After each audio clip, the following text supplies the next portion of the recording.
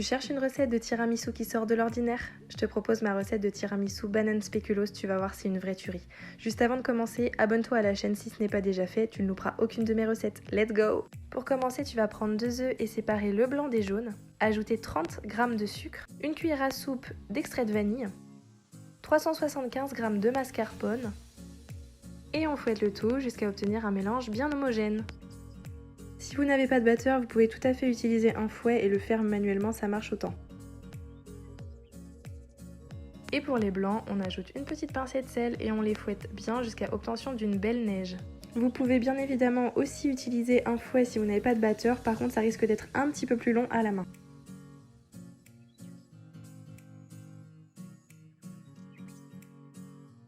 Regardez comme ils sont trop beaux!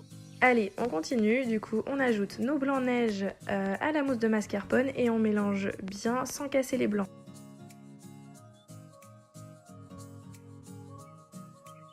Et voilà, on obtient une mousse bien aérée et homogène. Ensuite on passe au dressage, donc moi j'ai cassé des spéculoos de façon à obtenir une poudre que j'ai disposée au fond de mon plat.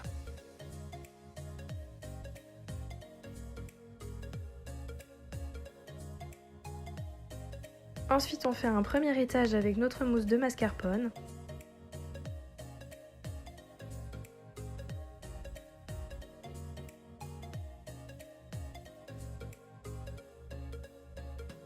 On étale bien partout de façon à recouvrir complètement les spéculoos qu'il y a en dessous.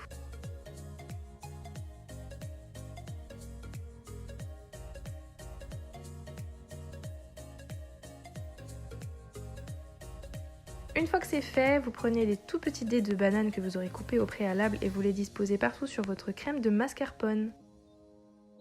On continue avec une petite touche gourmande, vous prenez de la crème de spéculoos que vous allez badigeonner partout sur vos bananes. Pour les gourmands qui auront essayé cette recette, je vous laisse me dire en commentaire ce que vous en avez pensé.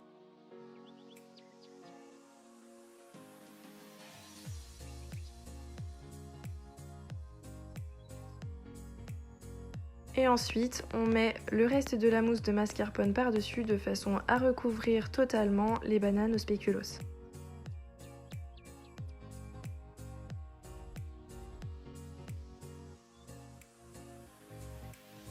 Donc avant de déguster le tiramisu, il faudra bien le placer 2 heures minimum au frigo pour que la mousse ait le temps de bien prendre. Ensuite on passe au décor de notre tiramisu, donc là vous pouvez faire preuve d'imagination.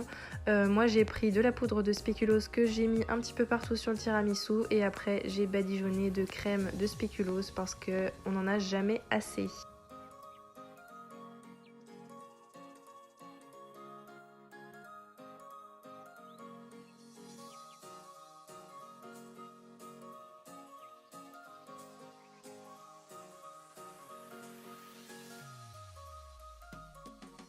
Et voilà le résultat de notre tiramisu banane spéculoos, franchement c'est une dinguerie.